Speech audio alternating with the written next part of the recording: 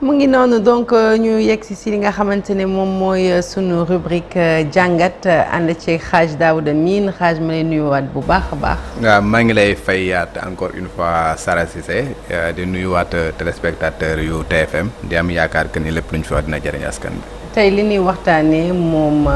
mooy coowal bi jóg ci li nga xamante ne mooy nomination yi ñu mujj def en conseil des ministres. Donc. mu mel ni nag dañ ci nemmeeku ne dafa am ay nomination yu nga xamante ne ci mel ni kaawu ministre des affaires étrangères bi nga xamante ne moom doomam moom la ñu jël def ko directrice de l'APDA l'agence pour le développement de l'artisanat waaye xam nañ ni ki nga xamante ne tamit moom mooy waajuram bu góor meloon ni moom it sax ci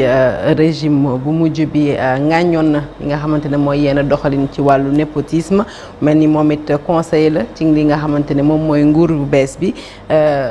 tey bu ñuy waxtaanee Hadj Daouda li nga xam ne moom mooy népotisme. Le ministère du commerce où le ministre est accusé d'avoir nommé sa fille Serigne Gueye Diop, donc oui. La famille quoi.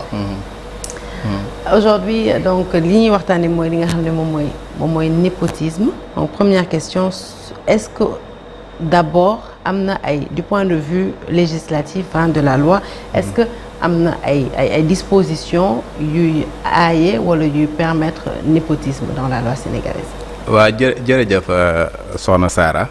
déjà xam nga bu ñuy woowee népotisme la plupart bu ñu koy wax mooy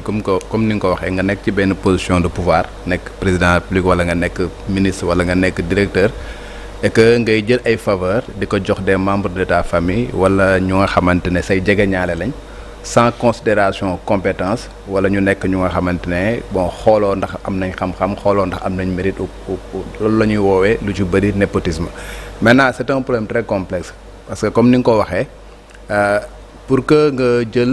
nga am benn pouvoir de nomination ay textes ñoom ñoo la koy jox boo jëlee le président de la République du Sénégal article 44 ak 45 bu constitution daf ne le président de la République moom mooy nommé à tous les emplois civils et militaires article 44 ak 55 de la constitution moom ci boppam mu am benn décret bu nga xamante ne le président de la République de l'époque en 1995 il y avait des décrets avant cela mais le dernier décret bi nga xamante ne dafa nekk transfert de pouvoir de pouvoir bu nga xamante ne le président da koo jël jox ko ministre pour que ñoom tamit ñu am même pouvoir de nomination boobu daf ne ñi nga xamante ne ñoom ñoo nekk ay ministre am nañ yenn pouvoir yu nga xamante ne dinañ mën a nommer comme le président de la République noonu lay nommer par décret da ngay gis par exemple yenn nomination yu nga xamante c'est au niveau des cabinets ministériels lañ koy def mais loolu pour que ñooñu am pouvoir boobu c'est le président de la République moom moo jëloon benn décret daal di déléguer ses pouvoirs loolu la ñuy waxee un décret portant délégation de pouvoir donc li nga ciy déggee mooy lan la constitution moom moo jox le président de la République jox pouvoir yenn ministres yi pour que ñu mën a procéder à des nominations maintenant amul fenn fu nga xamante ne dañu def benn limite daal di wax ne yow war ngaa mën a nommer kii waroo nommer kee wala waroo nommer kële y a pas de limite bu nga xamante ne dañ koo fixer muy benn donc sur le plan constitutionnel le président peut nommer qui il veut mu nekk membre de sa famille mu nekk xaritam mu nekk jegeñaalem ku mu mënti doon loolu moom mooy li nga xamante ne dafa nekk. La deuxième chose également dafa am beneen principe bu nga xamante ne ci constitution bi la nekk moom moo di képp ku nga xamante ne sénégalais nga les conventions internationales de même que la constitution daf na ñëpp ñu nga xamante ne ay citoyens lañ dañoo yem ci ay droits. donc li ngay mën a déggee foofu mooy lan mënuloo comprendre que ne kii dañ koy seppi parce que tout simplement dafa bokke ak Massamba wala dafa bokke ak Mademba lenn rek mooy limite bi nga xamante war nga ko mën a fixer moom mooy est-ce que am na compétence bi pour occuper tel ou tel autre poste de responsabilité. Donc pour répondre à ta question sur le plan purement légal le président de la République constitution moom moo ko jox yenn pouvoir pour que muy nommer ku ko neex et la deuxième chose également amul fenn fu nga xamante ne dañ koo limité daal di koy wax ni waroo def lii mais fàttali ni lu mel ni nag amoon na France mais bi ñu demee ba le scandale François Fillon amoon en 2017 ñoom légiféré nañ xam nga pour changer la avec Penelope Fillon bi nga xamante ne dafa amoon les emplois fictifs là en 2017 ñoom ils ont pris une loi bu nga xamante ne dañuy interdire à ce que ñuy nommer ñenn ñi ci yenn poste de responsabilité yi comme par exemple yow boo nekkee comme lii nga xamante dañ koy wax nga ñëw un cabinet ministériel nga nommé fa sa doom wala nga nommé fa sa rakku jabar wala nga nommé fa ku nga xamante ne ku la jegale c'est interdit en France depuis 2017 et que képp ku nga xamante ne da nga transgresser réglementation boobu une peine de 3 ans ak 45 000 euros bu nga xamante ne mën na daal sa kaw. parlant de ça gisoon nañ l'ancienne parlementaire Aminata Touré. amoon na initiative ba ne sax day def benn proposition de loi ngir justement loolu ñu mujj ko même si mujjul antu. waaw moom defoon na ko parce que bi nga xamante ne moom bokkoon na ci élection yi ba ñu dem assemblée nationale nekk député finalement ñu préféré Amadou Mame Diop xam nga moom mu jàpp ne c'est Mansour Faye moom moo nekk derrière c'est la famille ñoom ñooy jël par exemple di placer seeni nit et consorts ci la defoon la proposition de loi. argument yam joxe woon nag moom tamit comme elle a longtemps été dans le système des Nations Unies mi ngi puiser woon ci benn réglementation bi nga xamante ne moom moo nekk ci Nations Unies effectivement Nations Unies dañu am benn réglementation le règlement du personnel bu nga xamante ne dañ ne boo ñëwee nga am fa poste de responsabilité xam nga yow képp ku nga xamante ne daf laa jege mënatuñ koo nommer foofu ci système des Nations Unies mu jàpp ni loolu nag dafa nekk lu nga xamante ne dafay permettre que ñu mën a def assainissement ci lépp lu nga xamante et puis prévenir un certain nombre d'abus yu nga xamante ne jàpp nañ ni loolu mooy les règles de la transparence moom mooy les règles de la démocratie bu nga xamante ne bu ñu ko mettre en avant dina nekk lu nga xamante ne dina ñoŋal ci nu ñuy gérer. may wax leneen nag également moo di il est pas dit également que ni la loi daf ko interdire rek que dañ ko war a def aussi. waaw ci loolu laa bëgg a ñëw si éthique ak morale parce que li tax yéenekaay yëpp xëyee ko tey li tax ñu waxtaanee ko longuement sur les réseaux sociaux. c'est parce que y avait un contexte am na ay antécédents aussi avant ñu yegg si situation bi am ay promesses yoo xamante ne ñoom defoon nañ ko balaa ñuy agsi si nguur bi mu mel ni nag respecté wuñu yooyu les promesses. justement foofu la problème bi di ñëwee parce que tey comparaison pour comparaison tey boo jëlee par exemple le fait que le premier ministre moom ci boppam daal di wax ne ñëpp ñu nga xamante dañuy cumuler mandat nañ bàyyi seen benn mandat loolu loi waxu ko. benn texte waxu ko moom moo jël décision parce que dafa jàpp ni lii mooy lu nga xamante ne loolu la ñu waxoon ne moom lañ digoon askan bi wax leen ne bés bu ñu toogee kenn du cumuler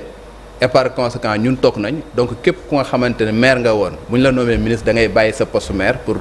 rester ministre alors que la loi ne le dit pas mën nga bel et bien si sunu texte actuel mën nga bel et bien nekk un premier ministre nekk maire de Ziguinchor rien ne l'interdit mën nga nekk ministre également nekk maire de Sandiara dara interdire ko fi mu toll ci sunu ay texte mais c'est une promesse bu nga xamante dañ koo defoon ñoom bi ñu xasee ba toog ñu daal di exiger à ce que ñëpp ñi nga xamante ne woo nañ leen ci gouvernement bi ñu bàyyi seen poste de responsable de compte non tenu du fait que amul benn loi bu nga xam dañ ko prévoir benn cumul mooy lu nga xamante ne c'est prévu par la loi boo xoolee règlement intérieur Assemblée nationale nga xool le code électoral mooy boo nekkee député mënoo am benn poste de nomination donc foofu noonu da ngay choisir incompatibilité loolu dañ ko def ba benn texte yu nga xam ne dafa def incompatibilité mais bu dul loolu mën nga bel et bien yàgg nañ fay gis député maire yàgg nañ ko fay gis loolu texte yi permettre nañ ko yàgg nañu fay gis également ministre maire les ministres de Macky Sall mi en un moment donné il était ministre il était maire après moom mu choisir d'anciens premiers ministres yu nga xamante ne dañ fi nekkoon également ñu ci bëri nekkoon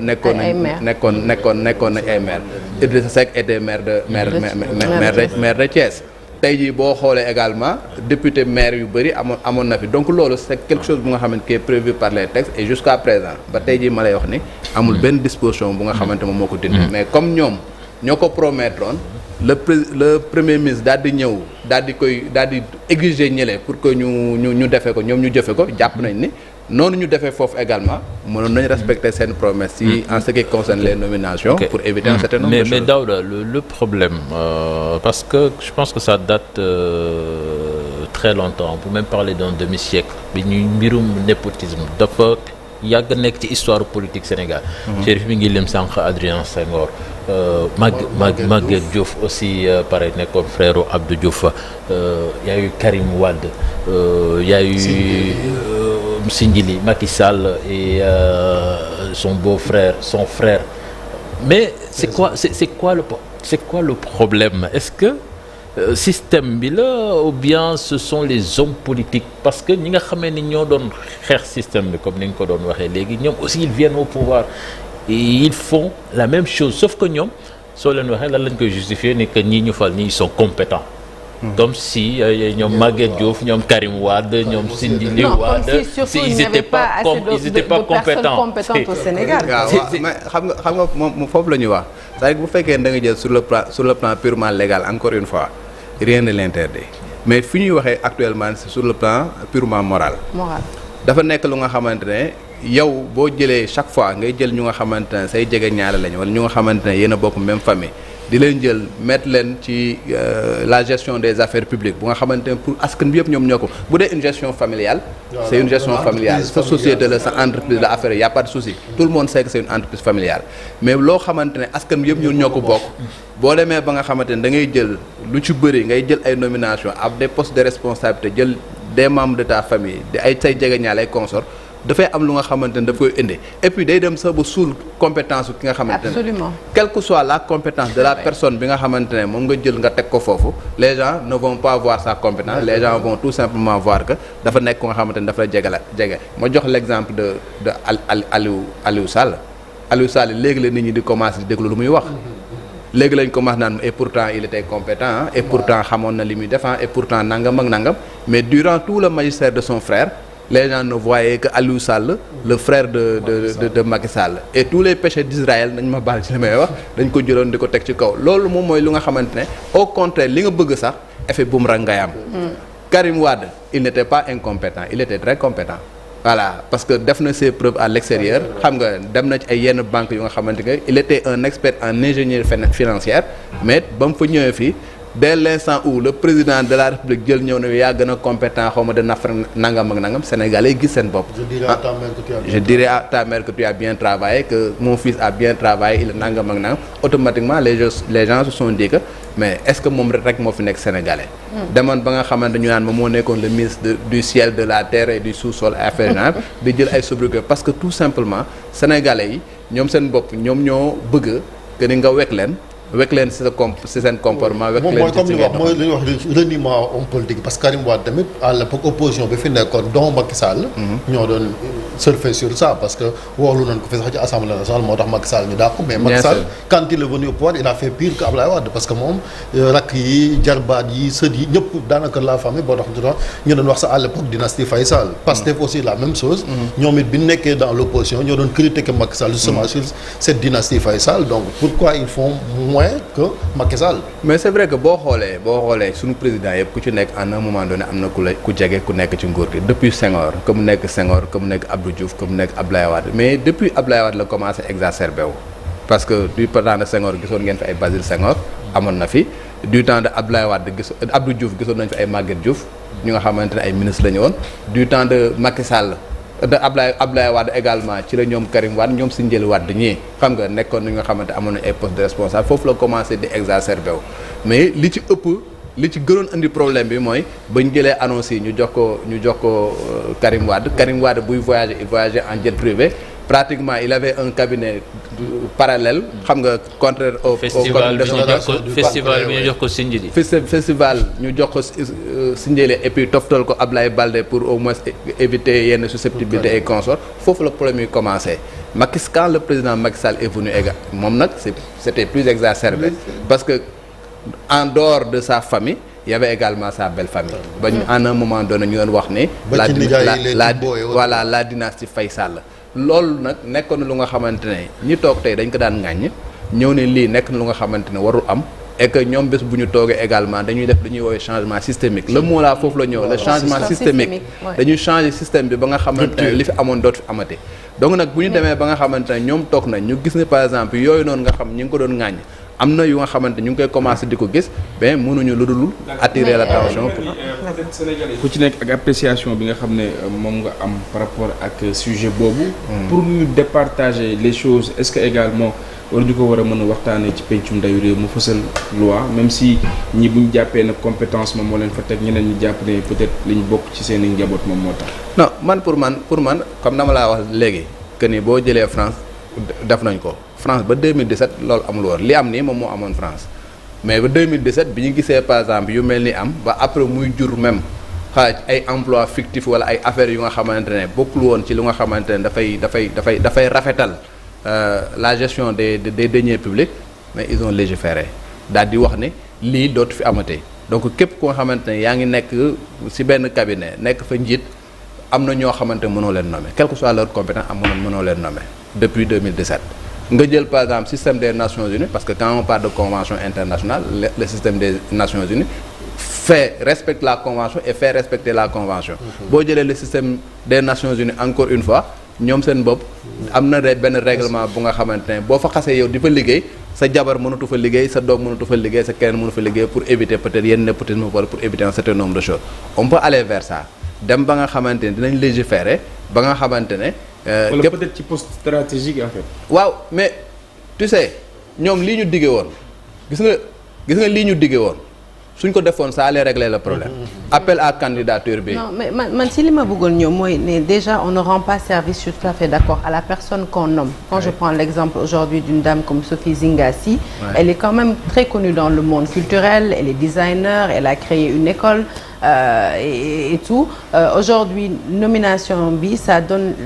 tout l'air qu'elle aurait été pistonnée par sa mère bi nga xamante ne elle est ministre